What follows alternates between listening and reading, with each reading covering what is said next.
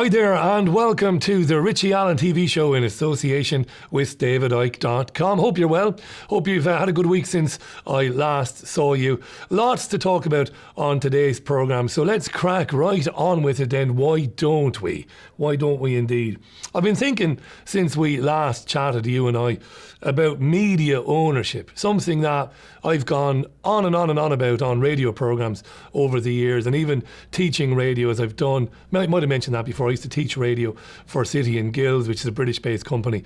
I used to do that in Ireland. Who owns the media? And more importantly, why should you be interested in who owns the media? You might be watching this now. You might be thinking, well, what difference does it make to me, Richie? Before we have a look at a wee clip from our friends at Russia Today, let's talk about briefly why it's important that you should know who owns the media.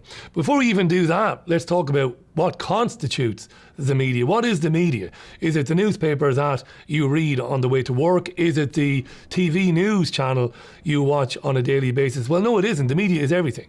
The media is billboards that you see when you're driving your car. The media is applications on your mobile phone. It's plastic lunchboxes that your children use when they go to school. The media is everywhere. It's all encompassing. And over the last 20, 25, 30 years, it has been concentrated into fewer and fewer and fewer and fewer companies as time has gone on. Have a look at this clip from RT, which is not brand new, this clip. I think it's Abby Martin from about a year or so ago when she was doing a show on RT. And it's an interesting clip breaking down global media ownership. Take a look. But the truth is that almost every avenue from which we get our information in the mainstream media is controlled by only 6 corporations that have one specific interest: profit. News censorship is happening every day, but not necessarily from the top down blacking out the stories, but also in the form of self-censorship, framing, backpaging, all to protect the interests of those corporate conglomerates. So who are the big 6 corporations that control nearly everything you see, hear, and read? First, there's Comcast, formerly owned by GE, which controls MSNBC, NBC, and Telemundo. And there's Disney, which owns ABC, the History Channel, and and ESPN. Next, Viacom, the parent company of MTV, Paramount, and BET. And CBS with all its affiliates. And there's News Corp, which owns Fox News, the New York Post, and the Wall Street Journal. And finally, Time Warner, the parent company of CNN, Time, and People magazine, as well as Warner Brothers. So what impact does it have when an agency that's supposed to serve as a watchdog for the powerful becomes a lapdog for the powerful? It's kind of amazing that, isn't it, when you think about it, that 90% of the world's media, and what that means is what you see and hear on a daily basis, when you want to hear it and see it, and even when you don't want to hear or see it. At this stage, I want to recommend a wonderful film made by a guy called Joel Bakan, based on a book by Joel Bakan called The Corporation. And it talked about the weird and wonderful ways in which products are advertised to you. So the media is owned by 6 corporations then. And again, we talk about why is that important? Why should you worry about that? Well, because effectively you're getting one opinion. You're not getting 6 different opinions. You are getting one opinion, one editorial policy, one view of world events. And I often talk to people when I give talks about the media, about my time in the mainstream media, because I grew up in it. I learned at commercial radio station in my hometown. I learned about making programs, producing programs, writing scripts, writing the news. And I always talk about the lead-in or the run-up to the invasion of Iraq in 2003 and how, at that time, we had a unilateral approach by the media telling us that Saddam Hussein was a very bad man. He had weapons of mass destruction. He had used those weapons on his own people, and he had to be removed from power. And if you look back, and there are a number of books that have been written since about how the media behaved in the run-up to the Iraq War. There's a number of great books. I'm not going to mention any here, but if you go online, you'll find many of them. Many of these books now talking about the abject failure of the media to hold various governments to account in terms of questioning their version of why we needed to go into Iraq, kill so many people and remove Saddam Hussein. To date, the Red Cross and not just the Red Cross, but the Lancet Journal, which is an esteemed medical journal, they reckon that over 1.5 million Iraqi men, women and children who never raised a gun in anger against anybody are dead because of our invading that country. and more than 2 million of them have been displaced. Children are born in various parts of Iraq, let's talk about Fallujah, with horrible deformities, being born with missing limbs, with facial deformities and more besides. But the media cheerleaded, or acted as, cheerleaded isn't the word, acted as a cheerleader for the US military, the British military and its partners in the invasion of Iraq. And in recent years, the Guardian newspaper, the BBC, the New York Times, they've all written very powerful editorials promising that they would never be caught out again with their trousers down, that they were chastened even by the revelations that there were no weapons of mass destruction in Iraq and all of that, and that Iraq and Saddam Hussein had nothing to do with Al-Qaeda, and he had nothing to do with September the 11th. But they were lying, of course. Who were lying? The media were lying when they said they've learned their lessons and that they would never let people down like that again. Look at US presidential hopeful Lindsey Graham. Now, Lindsey Graham is batshit crazy, masturbating in his own fucking nappies. This guy is genuinely crazy. And by nappies, I mean diapers, because I know we're going out in the United States of America. He's genuinely nuts, by the way. Like Bibi Netanyahu, these guys are genuinely crazy. And of course, they're used by the elite. Most politicians, you buy them. You just buy them, that's it. You have them in your pocket. It's money. And these guys are generally sane. They're generally rational in their private lives. But with guys like Graham and Netanyahu, you're talking about totally fucking nuts. Have a listen to Lindsey Graham talking about arming everybody. Have a listen. Trust me, I believe economic aid, foreign assistance is just as valuable, if not more valuable, than hard power. I'm a soft power guy. But the one thing I can't tell people in South Carolina, the country at large, that I see a pathway forward where we just walk away. Yeah, you know what's really terrible about that clip? Meet the Press is what they call a flagship programme. You must be bored shitless at this stage of me giving you all these technical, these academic terms. Flagship programme is the standout programme of any news channel. And this is NBC's Meet the Press. I hope it's NBC's Meet the Press. There's so many of them. I think if it's not NBC's Meet the Press, don't worry. It's Meet the Press, right? Let's just say it's Meet the Press. And the guy is just sitting there nodding away. Yeah, brilliant. Yeah, absolutely. Who do you fancy in the playoffs, Lindsay? Who do you fancy? Do you fancy the Cleveland Cavaliers? Do you fancy, LeBron James or whatever? Look, it's crazy.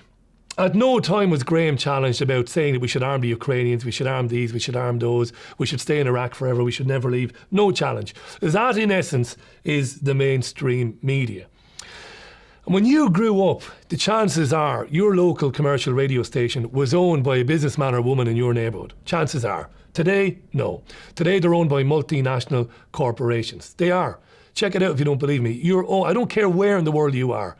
If it's commercial, if it's on an FM frequency in your city, it isn't owned by a local businessman or woman anymore.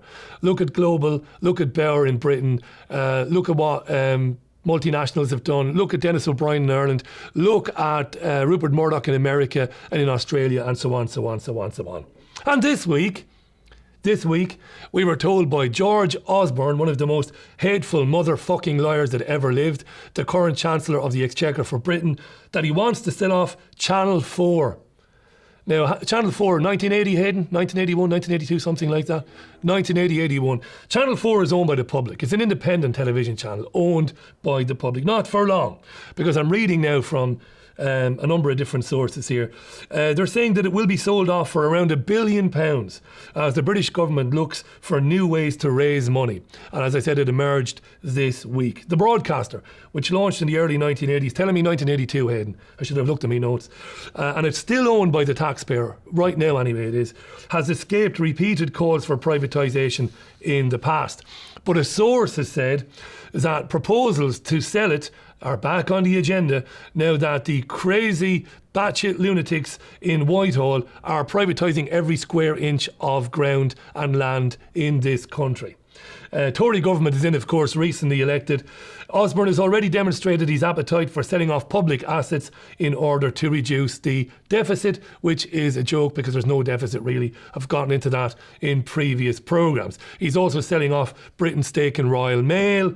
The public still owns 30% of that, not for longer. It's going to be sold to his friends in big business. He's sold off, or is in the process of selling off, Britain's even stake in Eurostar, even though And this is corruption and treachery and criminal behaviour on a grand scale, even though we're being told by business experts all over Europe is that while he's selling it now, the overall value of Eurostar is going to go through the roof because of new routes and new lines all over Europe in the next 3-4 years. Treacherous bastards. All right, that's what these guys are. Although they're saying a decision to sell is unlikely, wait for it.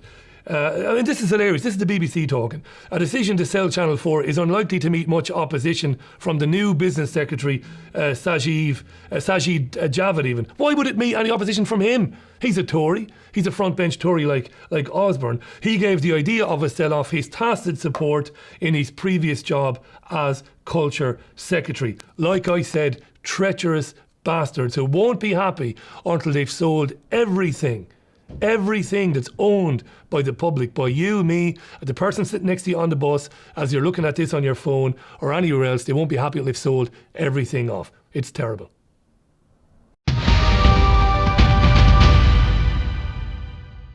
So you will know that the G7 are meeting in Germany, or they have been. By the time you see this, it'll be all over. President Barack Obama has been talking about how sanctions are working on Russia, how we need to keep sanctioning the country. Putin cannot be allowed violate the sovereignty of another country. He's a terrible guy, blah, blah, blah, blah, blah. Listen to the liar-in-chief, President Barack Obama, talking about the situation in Ukraine. The G7 remains strongly united in support for Ukraine.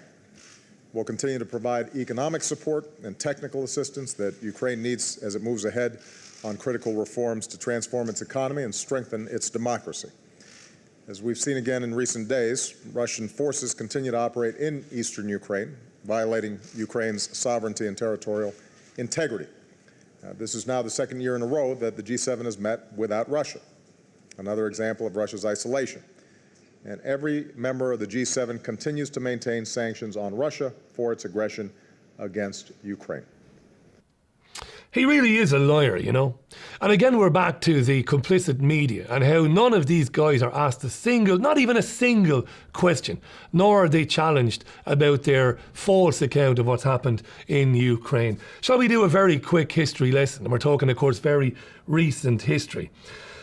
Viktor Yanukovych, this is all true, none of this can be challenged by anybody. Viktor Yanukovych was ousted in a coup backed by the United States of America. Why? Because it was to get Ukraine into NATO and, of course, into the European Union, where the Ukraine, we keep saying the Ukraine, of course it's Ukraine. Ukraine could be subjected to the debt slavery that's destroyed countries like Greece, the Republic of Ireland, Portugal, Spain and Italy. And of course they also wanted to surround Russia with military bases. Yes, they did.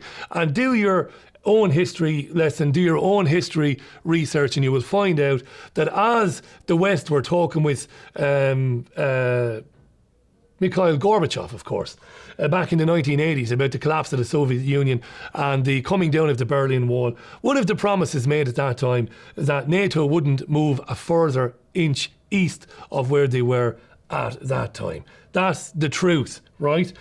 But of course they're aided and abetted by the corporate media, who don't ask a question because I've explained earlier on who they're owned by.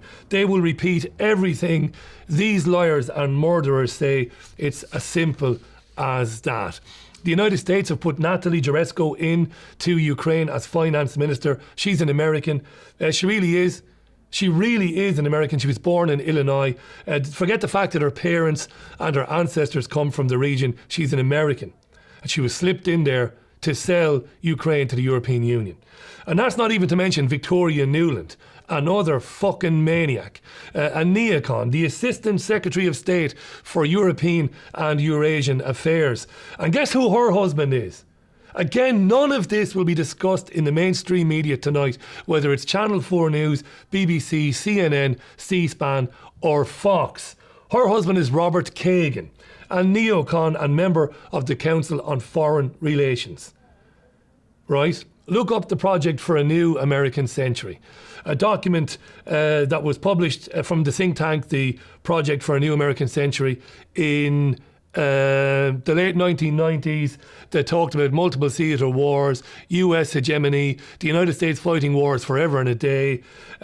Change would be slow, though, absent a catalysing event like a new Pearl Harbor. Of course, we got that, didn't we, in September 2001, coincidentally, when a terrorist allegedly attacked 3 buildings in New York and in Washington, and was the pretext then for the US invasion of Iraq and Afghanistan. The mainstream take on the situation in Ukraine is total and utter bullshit. It's largely Ukraine which is the aggressor. That's an absolute fact. I want to play you a clip now of a family who present a different story to that story again presented in the MSM. The MSM tell you that the war in East Ukraine is a humanitarian tragedy.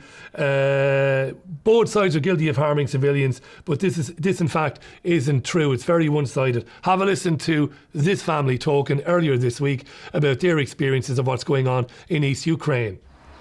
Прошу всех, я обращаюсь ко всему миру сейчас, от лица моей маленькой девочки, которой нет сегодня, которая любила весь мир и никому не желала зла. Маленькая проснулась, Миланочка, сестричка. Я жила этим человеком. Ну, все на нем держалось, все. У нас была счастливая семья, мы только родили доченьку недавно. Все, для меня жизнь обрушилась. Я не понимаю, ради чего. Да что нам нас так? А вот Милана. Проснулась Милана. Папа так счастлив был, что дочка родилась. Плакала. А чего она плакала? А чего маленькая плакала? А чего маленькая плакала? Давай Мою я Катю, картинку разорвали на 2 части.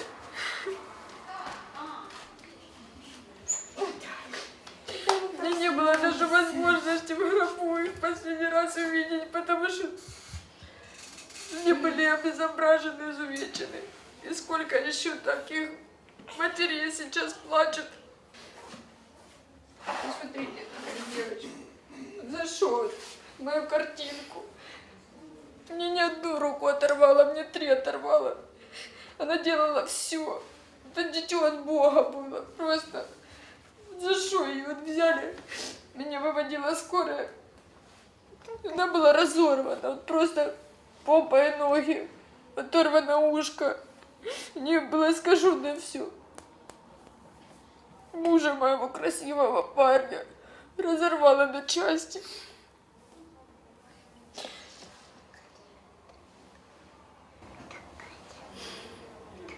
Катя. Больше нет моей Кати. Это Катя. Больше нет. Это все, что мне осталось. Вот эти 2 фотографии. Петр Порошенко забрал ее у меня. You won't see those people on the BBC or CNN or all the rest. I know you're sick of it. I couldn't care less though, because it's important. You won't. Oh, it could be propaganda, Richie. Yes, it might be. I don't think it is. Yes, of course, both sides in any conflict, they do that all the time. You know, they make stuff up. I don't believe this is made up though, and I believe this is true. Let me talk to you about Arseny Yatsenyuk. I bet you don't know who he is. I bet you don't. And that's not to insult your intelligence. He is the Prime Minister of Ukraine. You don't hear very much about him. You hear Petro Poroshenko all the time because he's the president that was put in as a result of the coup visited upon Ukraine by the US and her allies, as I mentioned earlier on. Why am I mentioning, this is great, it's a dot connecting show, this. Why am I mentioning Arseny Yatsenyuk? Why? Because he announced yesterday, and I swear on your life, on my life, and on the lives of everybody working on this programme, that what I'm about to tell you is true. But you will look it up for yourself and you will say, Richie was right. What did he announce yesterday, this guy? There's no shame anymore. In fact, I was talking to Hayden Hewitt on this week's Richie Allen radio show, and he said it. It's out in the open now for people. None of this is hidden anymore. He announced that he plans to sell Ukraine's state-owned companies to US investors. And pretty soon. And then he said, on the most transparent conditions.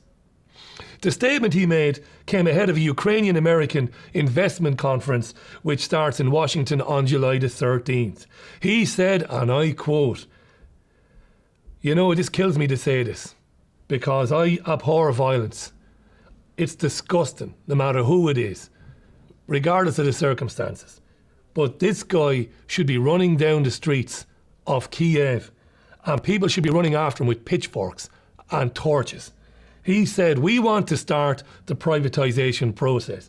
We want to see American owners on the territory of Ukraine. They will bring not only investment, but also new standards, new ways of managing the companies, and a new investment culture."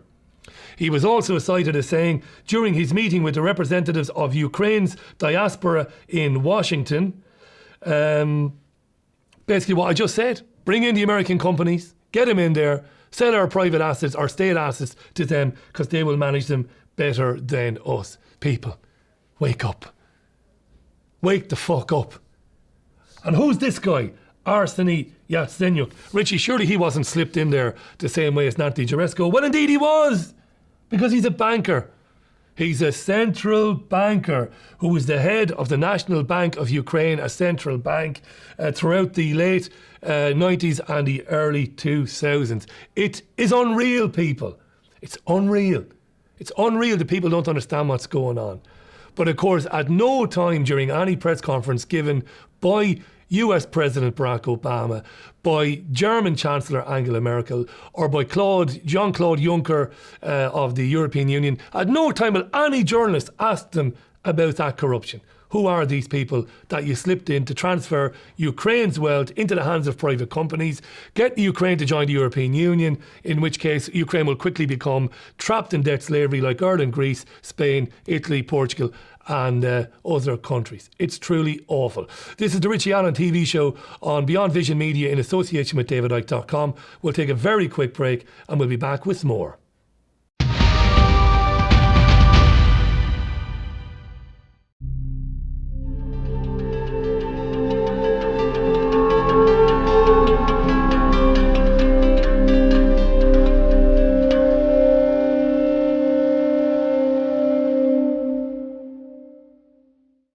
Attention small business owner, when is a box more than just a box? No! Oh no, that's just weird. A box is more than just a box when it can give you a couple of extra hours in bed, or at the very least some time to do something more fun and or productive than bookkeeping. Just bang all your paperwork in a box and we'll take care of the rest. Accounts Direct. Accountants on your side.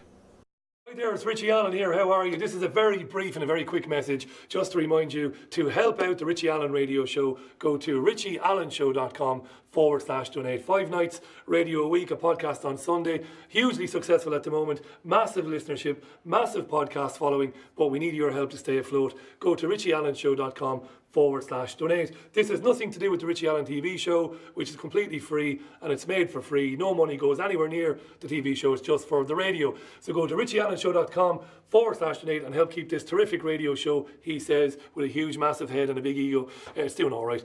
Go to richieallenshow.com/donate. Thank you.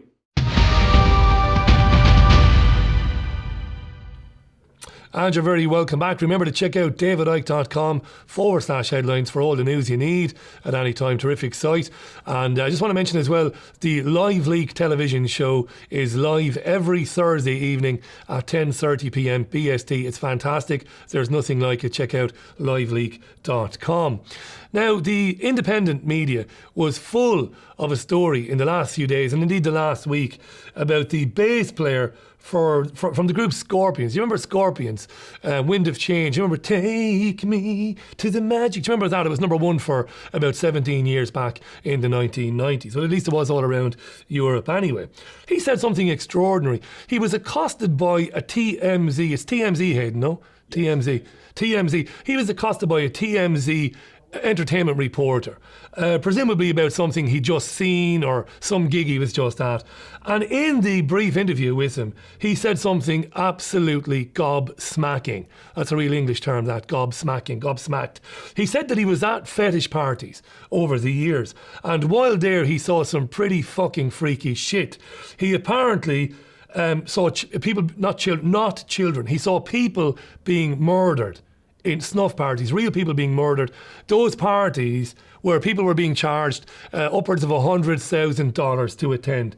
It's rather bizarre, this. Have a listen to Riekerman. This is a brief clip. Listen to him. Make your own mind up.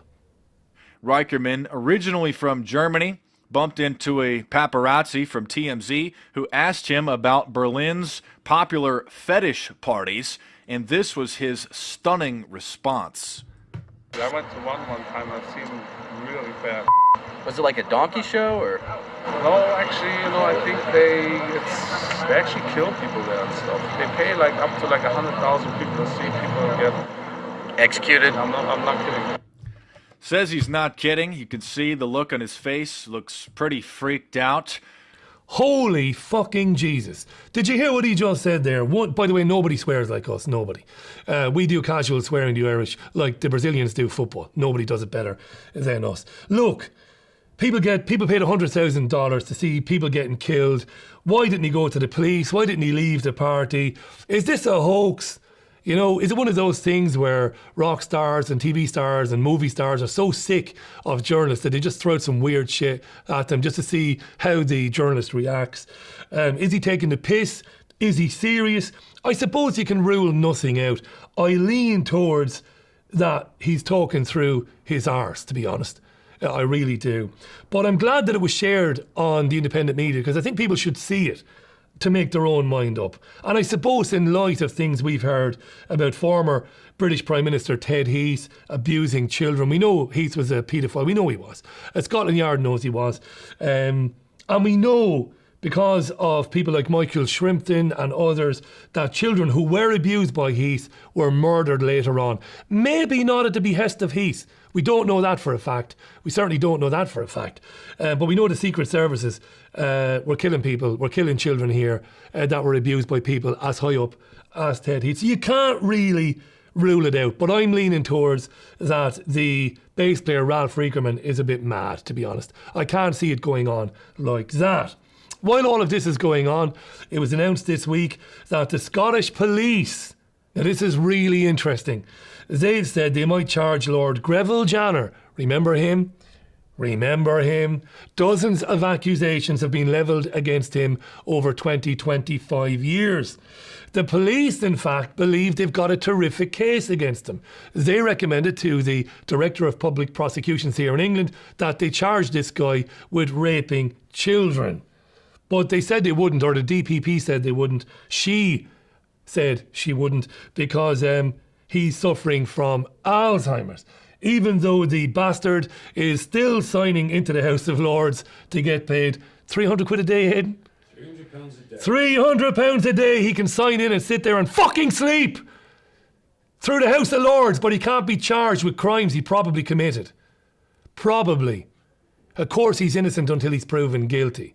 But the Metropolitan Police believe they have the guy banged to rights. Okay?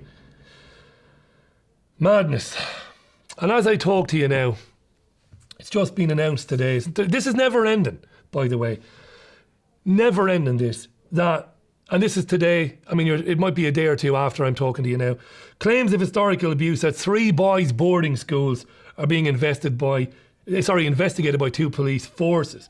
The allegations centre on Dowdeswell Court and Badgeworth Court schools in Gloucestershire and Clouds House in Wiltshire. They're privately run boarding schools for the wealthy and the elite and the upper classes, let's say upper classes for the crack, for the laugh, even though we don't believe in the class system. And this is very interesting because these are boarding schools that you would pay, Hayden, I suppose tens of thousands probably. We could guess though, tens of thousands a year to put your children into these schools. The police are finding that lots of pupils are alleging that they were subjected to horrific abuse during the 70s and 80s. The BBC are all over this. This is brand new right now, so I can't say more on that. Other than it's just the latest in almost a daily thing where tabloid newspapers and the BBC are unearthing more and more and more of this. I urge you Not because he's my mate, not because he sponsors the Richie Allen Show at all, or not because I've got my head stuck up his arse, as one or two of you have suggested in comments here, but because he's been writing about this since the 1990s. Check out The Biggest Secret by David Icke, written and published in 1998. Back in a second. Now, before I talk about bees, yes, I'm going to be talking about bees. Let me just remind you that the Richie Allen radio show is live every weeknight here in Manchester in England, but it goes out all over the world at 8 p.m. British Summer Time on davidicke.com, fabradiointernational.com, talkradioeurope.com, which is an FM station in Europe, and of course neonnettle.com. Do stay in touch with the radio show. If you've been listening to the mainstream news, or if you get any sort of news at all over the last couple of years, you will know that scientists all around the world are very, very worried about the decline in bee populations around the world.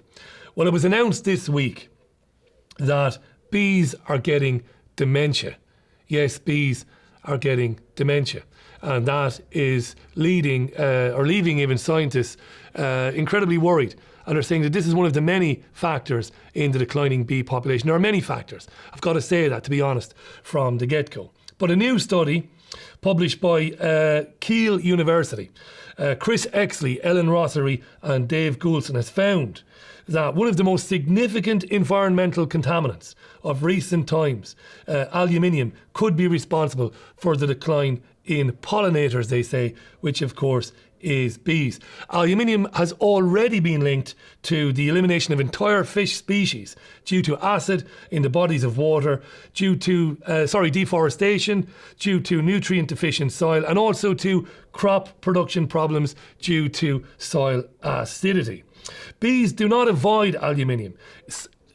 Tiny trace amounts of it can be found in nectar. That led researchers to collect pupae samples from bee colonies. What they found horrified them. They found the pupae were heavily contaminated with aluminium. It's incredible. So the question that needs to be asked, the next question is, where's it coming from? Where is the aluminium build-up that's killing off fish species in certain waterways, killing off bees, causing the soil to be contaminated and causing deforestation? It's coming from the skies. It's coming from the skies.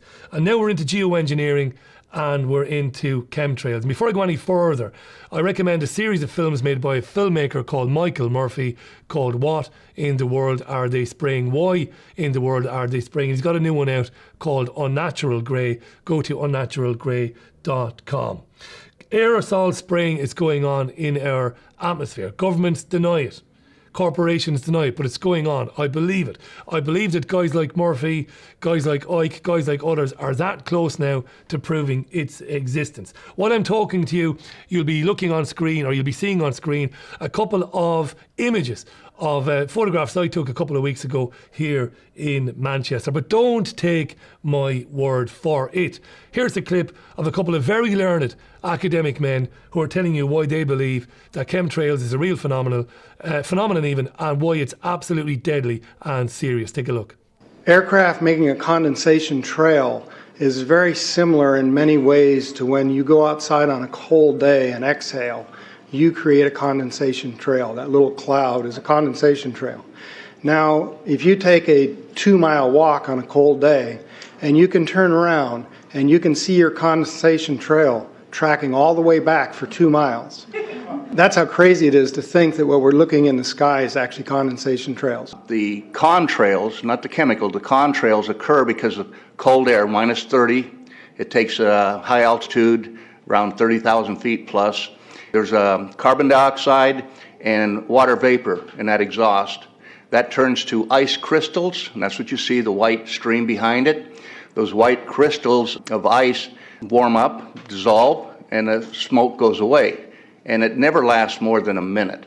What we're seeing now, and I first could not believe it, and I started looking at the skies, and these are not normal. They're not natural. There's something going on. I don't know who it is or why they're doing it. All I can testify is it's not natural and it's not normal. It's got to be some outside influence doing that. Thank you. I'm here to give you testimony that chemtrails, they're not contrails, are indeed real. They're spraying almost every day. I watch the clouds and watch the spraying program going on. I want to tell you that we're in very great danger from the pollution that's coming down over us. And we've been led astray by the military-industrial complex, and they're responsible for the cloud's creation and weather manipulation programs. They're dark operations. That's why they're not out in the media.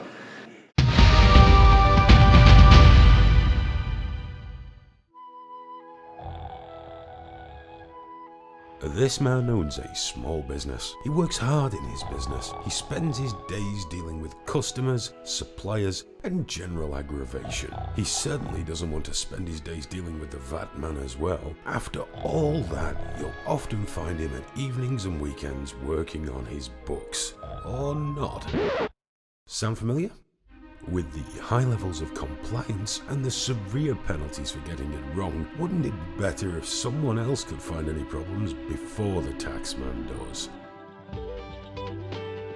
You've got better things to do with your time than worry about your books. Think of all the other things you could be doing instead of crunching numbers. Just put all your paperwork into a box and let Accounts Direct take care of everything. Bookkeeping, management, accounts, tax returns, VAT returns, payroll, and more. Accounts Direct. Accountants on your side.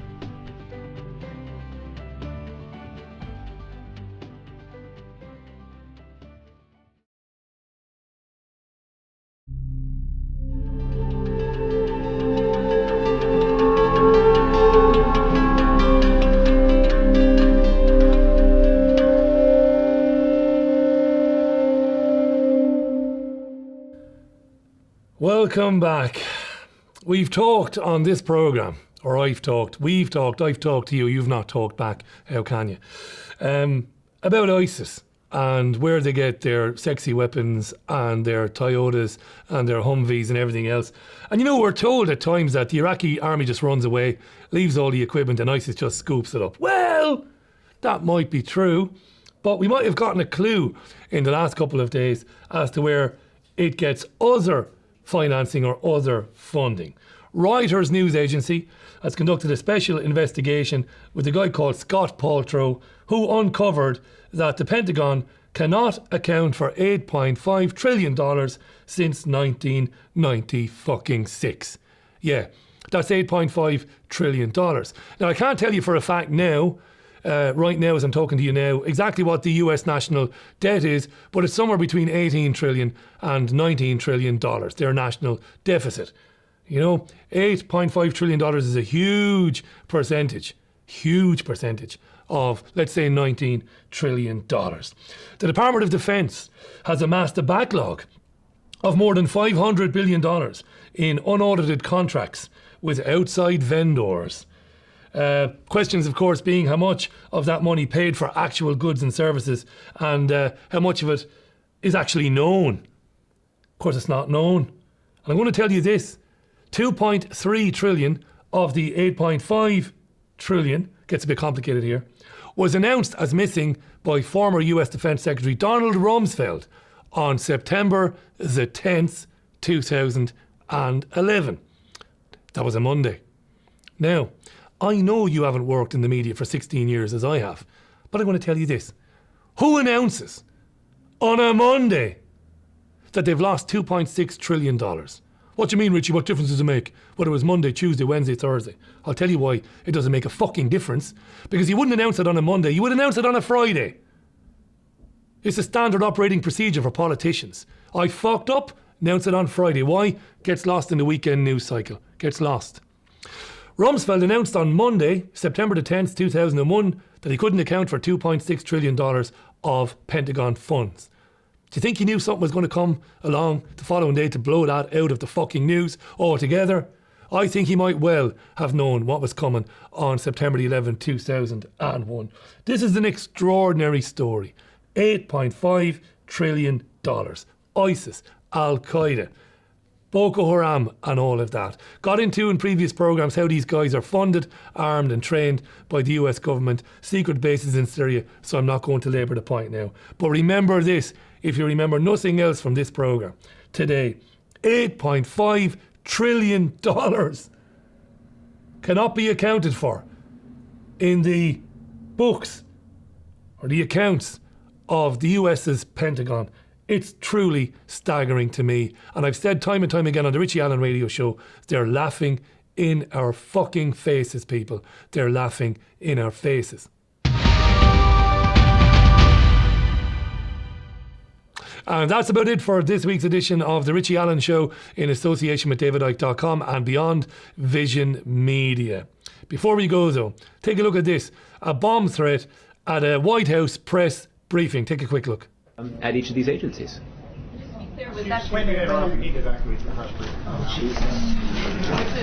We'll come back. As you can see, the White House spokesman Josh Earnest was in the middle of talking to journalists when a Secret Service agent came in and instructed everyone to leave. A Secret Service sniffer dog was brought in to search the room, and reporters were taken to another building on the White House complex. It's been reported that they're also looking at the security of the North Lawn outside the White House briefing room. How interesting that is. Conspiracy theorists around the world will say somebody was going to ask a question. No, nobody was going to ask a real fucking question. That's not why there was a bomb scare. The last time a real question was asked at a White House press briefing was by Helen Thomas. Rest in peace, Helen Thomas, a terrific journalist. What a bizarre thing that terrorism reaches the White House press secretary press briefing. Madness. Going to leave you with that. And I'm going to say thank you, as always, to Marty and Hayden at Beyond Vision Media for their support of this programme. Check out the Live League show every Thursday at 10:30 p.m. BST, of course, that's live on liveleague.com. My radio show every weeknight at 8 p.m. BST, the Richie Allen Radio Show. Thanks again to David Icke for his support of that. Until next time, bye for now.